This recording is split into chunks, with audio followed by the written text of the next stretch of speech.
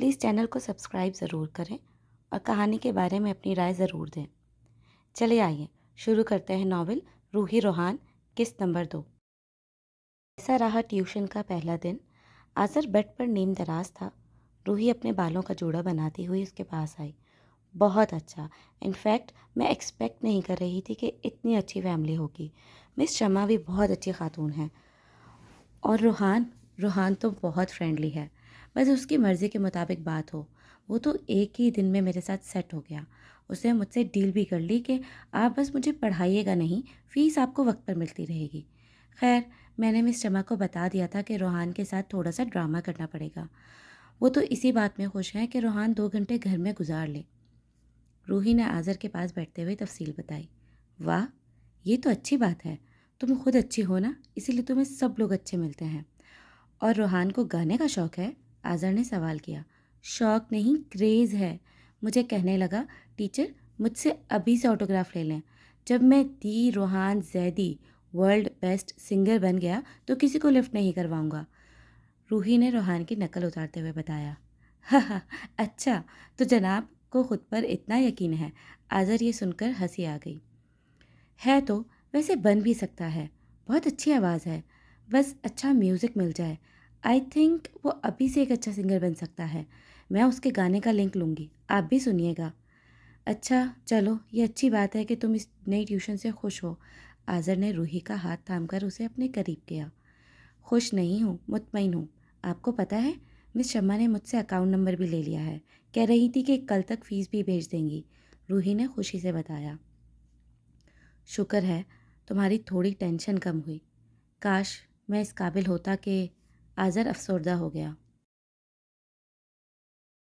आपका होना ही मेरे लिए काफ़ी है। रूही ने उसके होंठों पर हाथ रखकर उसे खामोश करवा दिया।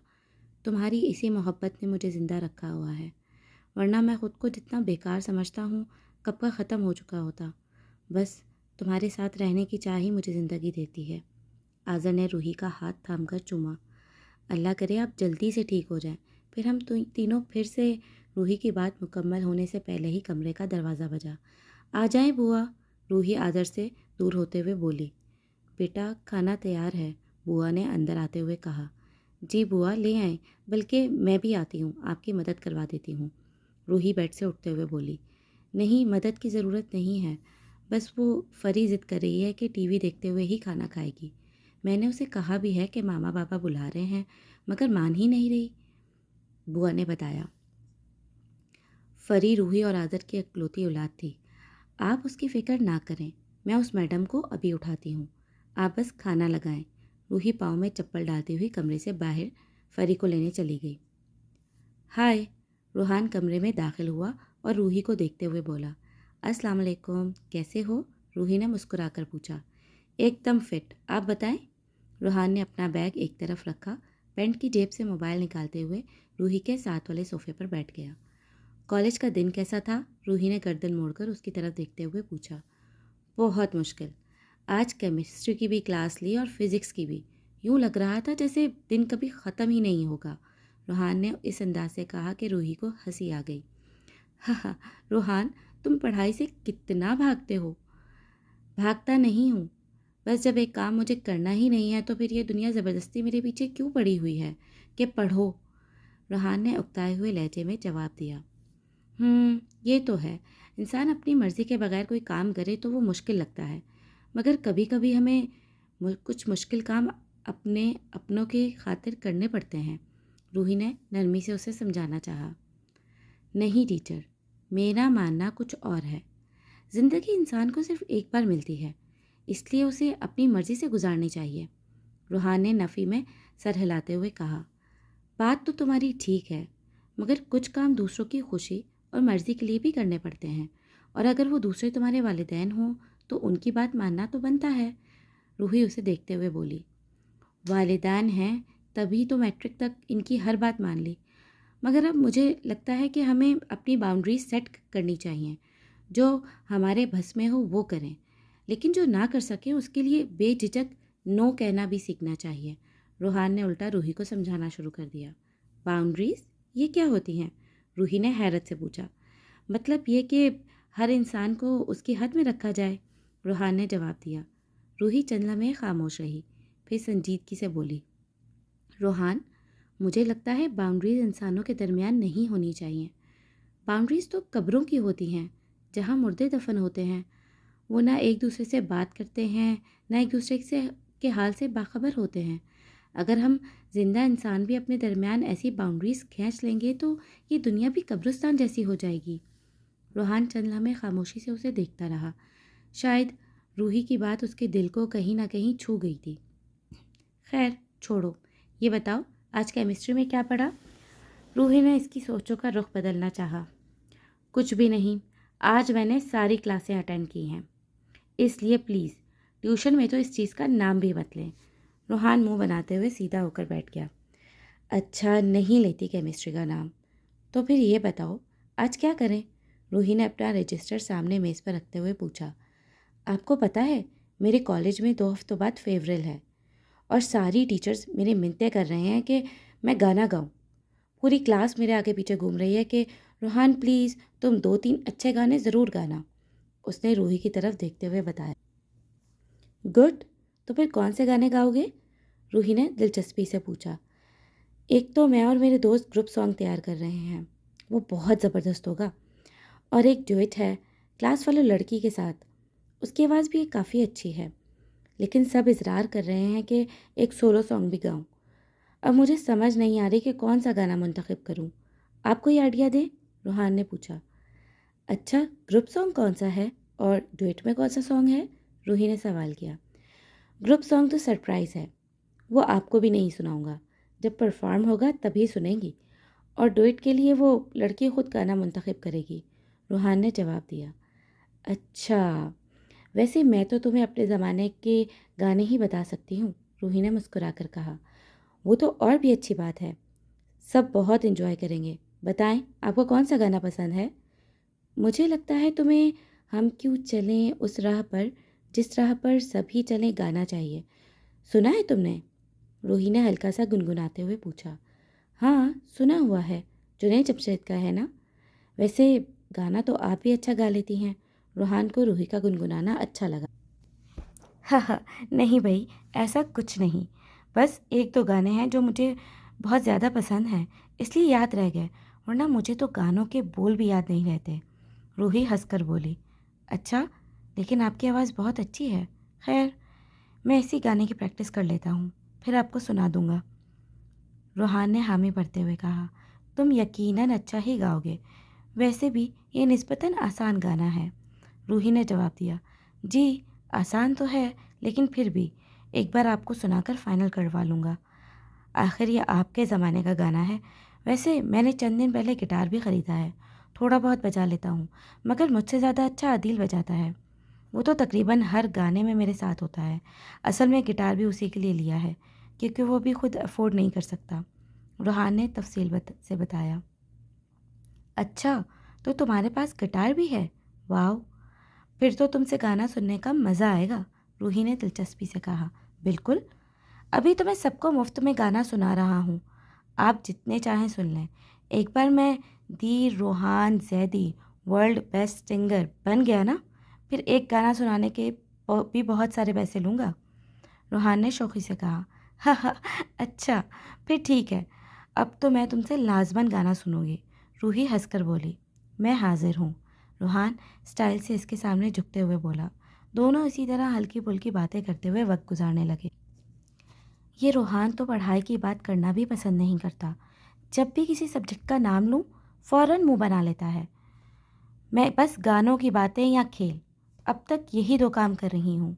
मुझे तो डर लगने लगा है कहीं मिस शमा माइंड ना कर जाएं कि अभी तक मैं सिर्फ रूहान से बातें ही बना रही हूँ, रूही ने फिक्रमंदी से आज़र को बताया। कोई बात नहीं, हो जाएगा सब सेट। तुमने उसकी मॉम को पहले से ही बता दिया था ना कि जब तक वो खुद पढ़ाई का नाम नहीं लेगा तुम भी जिक्र नहीं करोगी। आज़र, जो बेड पर लेटा किताब का मुताला कर रहा था, बोला। जी, बता दिया था, लेकिन रूहान साहब तो बिल्कुल ही पढ़ाई के मूड में नहीं हैं। रोज़ उसके साथ गेम्स खेलती हूँ, दोस्तों की तरह बातें करती हूँ, उसके सिंगर बनने के ख्वाब सुनती हूँ, मगर मिजाल है एक बार भी उसने कहा हो, टीचर आज मुझे पढ़ाने के लिए रखी गई हैं, आज पढ़ाई करते हैं। मुझे तो मुश्किल लगता है कि ये बच्चा पढ़ सके। रूही ने तफसील से जवाब दिया। तुम्हारी बातों से मुझे भी यही लगता है। 1 महीना देख लो, अगर फिर भी वो पढ़ाई में दिलचस्पी ना ले तो साफ साफ उसकी वालदा से बात कर लेना। आज़र ने किताब बंद करते हुए कहा। मैं भी यही सोच रही हूँ। माहम तो छोटी थी, इसलिए उसका दिल और दिमाग बदलना आसान था, मगर ये बड़ा हो चुका है। इसे पढ़ाई की तरफ माइल करना वाकई मुश्किल है। रूही ने सोचते हुए जवाब दिया। अच्छा, परेशान मत हो, जो होगा देखा जाएगा। अभी जैसे चल रहा है वैसे ही चलने दो। आज़र ने रूही का हाथ थामकर उसे अपने करीब कर लिया। ठीक है। रूही इत्मीनान से आज़र के साथ लगकर लेट गई। अस्सलाम वालेकुम टीचर, कैसी हैं? रूहान बहुत फ्रेश मूड में कमरे में दाखिल हुआ। उसने हल्के आसमानी रंग की शर्ट पहन रखी थी। आज उसके बाल भी बड़ी तरतीब से बने हुए थे, वरना वो अक्सर इन्हें माथे पर बिखरा रहने देता था। आज हस्बे मामूल बैग की जगह उसके हाथ में गिटार था, और शायद यही गिटार उसकी खुशी की असल वजह था। वालेकुम अस्सलाम, आज तो बहुत खुश नज़र आ रहे हो। खैर तो है, और वैसे बहुत अच्छे भी लग रहे हो, रूही ने मुस्कुराते हुए कहा। सच? अच्छा लग रहा हूँ? रूहान फ़ौरन उसके सामने आकर खड़ा हो गया। हाँ, बहुत अच्छे लग रहे हो। आखिर इस तैयारी की क्या वजह है?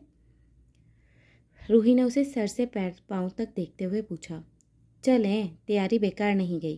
रूहान मुस्कुराता हुआ उसके सामने सोफे पर बैठ गया। क्या मतलब? किस खुशी में इतनी तैयारी की थी? रूही ने नासमझी में से पूछा। मतलब ये कि आज मैंने आपको आपके ज़माने का गाना सुनाना है, इसके लिए पूरी तैयारी करके आया हूँ। रूहान ने गिटार संभालते हुए जवाब दिया। अच्छा, तो वो गाना तैयार हो गया, और आज तुम खुद गिटार बजाओगे? रूही ने खुशी से पूछा। जी बिल्कुल, मैंने सोचा आखिर गाने की फरमाइश आपने की है तो गिटार भी मैं खुद ही बजाऊंगा। रूहान ने गिटार को हल्के से छेड़ते हुए जवाब दिया। ज़बरदस्त, चलो मैं सुनने के लिए बेताब हूँ। रूही ने पूरी तवज्जो उसकी तरफ कर ली। ओके, तो रेडी? रूहान ने गिटार की पोजीशन दुरुस्त की। यस, शुरू करो। रूही पुरजोश हो गई। रूहान ने नरमी से गिटार बजाना शुरू किया। हम क्यों चलें उस राह पर, जिस राह पर सभी चलें, क्यों ना चुने वो रास्ता। रूहान अपनी खूबसूरत आवाज़ का जादू बिखेरने लगा। रूही भी पूरी दिलचस्पी से गाना सुनते हुए हल्के हल्के तालियां बजाने लगी।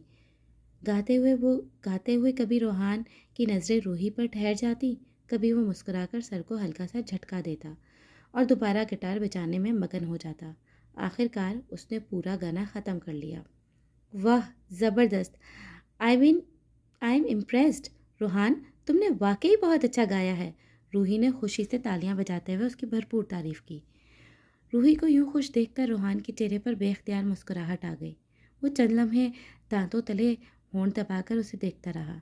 शुक्रिया, आपने गाना बहुत अच्छा तजवीज़ किया था। रूहान ने गिटार एक तरफ रखते हुए। तुम ठीक कहते हो, तुम वाकई गाना गाने के लिए बने हो। जब तुम्हारा पूरा कॉलेज तुमसे गाने की फरमाइश करता है तो उसकी कोई ना कोई तो वजह ज़रूर होगी। रूही को वाकई रूहान की आवाज़ बहुत पसंद आई थी। अरे क्या बताऊँ आपको, आप कहेंगे कि मैं अपने मुंह से अपनी तारीफ़ कर रहा हूँ, मगर पूरे कॉलेज में सबसे ज़्यादा फेमस मैं ही हूँ। टीचर्स हों, प्रिंसिपल हों या हसीन लड़कियाँ, सब मेरे आगे पीछे होते हैं। मॉम को लगता है कि पढ़ाई से ही असल पहचान होती है, मगर आप एक बार मेरे कॉलेज आकर देखें, वहाँ हर एक मुझे पहचानता है। रूहान ने अपने बालों में हाथ फेरते हुए फ़ख्र से कहा। तुम यकीनन सच कह रहे हो। तुम गाते हुए जो स्टाइल मारते हो, लड़कियां तो वाकई तुम पर फिदा होती होंगी, है ना? रूही ने शरारत से उसे देखते हुए पूछा। स्टाइल? कौन सा स्टाइल? रूहान ने हैरानी से पूछा। गाते हुए तुम बार बार मुस्कुराते हो, फिर एक नज़र सामने देखते हो, और कभी दांतों तले होंठ भी दबा लेते हो। ये सब तुम्हारी अदाएं हैं, और मानना पड़ेगा, ये करते हुए तुम बहुत क्यूट लगते हो। रूही ने बेसाख्ता उसकी तारीफ की। रूहान ने एक बार फिर दांतों तले अपने होंठ दबाया और मुस्कुराते हुए रूही को देखा। इतना गौर से नोट किया है आपने मुझे? वैसे बात आपकी ठीक है, कुछ लड़कियां तो बाकायदा मुझे प्रपोज भी कर चुकी हैं। रूहान ने हल्का से शर्माते हुए बताया। हाँ हाँ, देखा, मुझे पहले ही पता था कि तुम्हारी मुस्कुराहट पर लड़कियां ज़रूर फिदा होती होंगी। रूही हंसकर बोली। जी, लेकिन मुझे तो आपकी मुस्कुराहट ज़्यादा अच्छी लगती है। आपको कभी किसी ने ये बात बताई है? रूहान के मुंह से बेख्तियार निकल गया। रूही, जो अभी तक उसका गाना सुनकर खुशी से मुस्कुरा रही थी, उसकी बात सुनकर मज़ीद मुस्कुरा उठी। जी हाँ, मेरे शौहर रोज़ाना कम अज़ कम 3 बार मुझे ये ज़रूर बताते हैं। रूही ने फ़ख्र से जवाब दिया। ओह अच्छा, आपके शौहर, मॉम ने बताया था। वैसे दिन में सिर्फ 3 बार ही क्यों बताते हैं, इससे ज़्यादा क्यों नहीं? रूहान ने हैरत से पूछा। क्योंकि दिन में हमारी सिर्फ 3 ही मुलाकात होती है, सुबह कॉलेज जाते हुए, फिर शाम को जब मैं ट्यूशन से वापस आती हूँ, और आखिर में रात को। रूही ने मुस्कुराते हुए जवाब दिया। आपके हस्बैंड का क्या नाम है? रूहान को ना चाहते हुए भी रूही की ज़िंदगी में दिलचस्पी होने लगी। शायद वो उसकी ज़िंदगी की सबसे मुख्तलिफ टीचर थी। आज़र। रूही ने बेख्तियार मोहब्बत भरे लहजे में उसका नाम लिया। आपकी एक बेटी भी है ना? रूहान ने अगला सवाल किया। हाँ, एक बेटी है 6 साल की। बस उसी के एडमिशन की फ़िक्र थी। सो तुम मिल गए। इस ट्यूशन ने मेरी एक बड़ी फ़िक्र दूर कर दी, रूही ने बताया। 6 साल की? मगर आप इतनी बड़ी तो नहीं लगती। सच कहूँ तो आप तो तकरीबन मेरी उम्र की लगती हैं। रूहान ने हैरत से कहा। अच्छा, तो कितने साल के हो? रूही ने मुस्कुराकर पूछा। मैं 19 साल का हूँ, बल्कि 2 माह बाद 20 का हो जाऊँगा, रूहान ने जवाब दिया। और तुम्हें मैं कितने साल की लगती हूँ? रूही ने दिलचस्पी से पूछा। आई थिंक ज़्यादा से ज़्यादा 25 साल, रूहान ने गौर करते हुए जवाब दिया।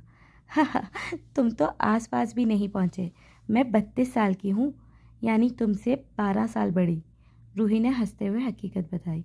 ओह, यहाँ तो आप अपनी उम्र से बहुत छोटी लगती हैं, या फिर मैं ही बड़ा लगता हूँ। लेकिन सच कहूँ, आप मुझसे इतनी बड़ी बिल्कुल नहीं लगती, रूहान ने नफ़ी में सर हिलाते हुए कहा। शायद मेरी हाइट ज़्यादा नहीं, इसीलिए उम्र भी कम लगती है, रूही ने लापरवाही से जवाब दिया।